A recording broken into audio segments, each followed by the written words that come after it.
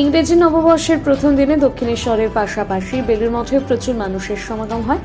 আজকের দিনে কল্পতরু হয়েছিল ঠাকুর, আর সেই বিশেষ দিনটিকে কেন্দ্র করে মেতে ওঠে দীক্ষিত ভক্ত সহ অসংখ্য সাধারণ মানুষ।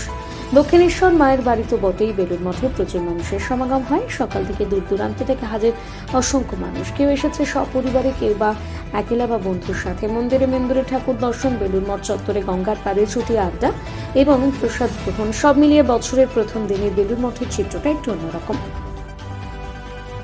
ঠাকুর শ্রী রামকৃষ্ণদেব আজকের দিনে কল্পতরু হয়েছে।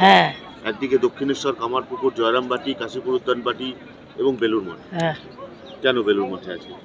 বেলুর মঠ কারণ এটা এটা মেইন জায়গা, তো সেই জন্য এখানে এসেছি।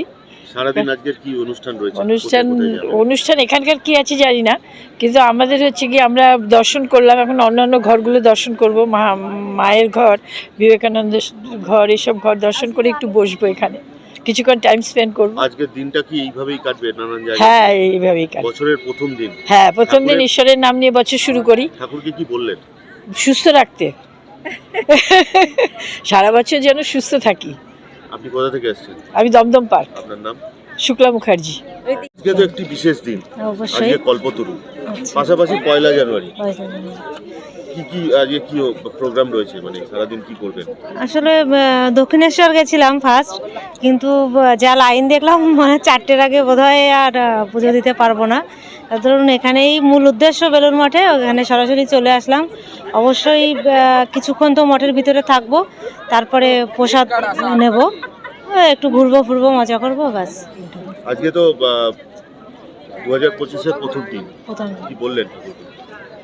অবশ্যই নিজের পরিবার পরিজন ইভেন সার্বিক সমস্ত কিছু ভালো হোক, সবার মঙ্গল হোক।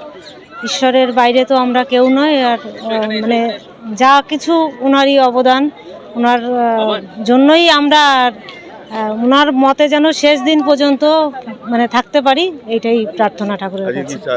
বেলুর মঠে অনেকটা সময় কাটবে? অনেকটা সময় কাটবে, প্রসাদ গ্রহণ করবেন? অবশ্যই। আপনি কোথা থেকে আসছেন? আপনার নাম? আমি এসেছি ঠাকুরনগর থেকে, বনগার কাছাকাছি, কাজল মল্লিক। আমি এসেছি, ছেলে আসছে সঙ্গে।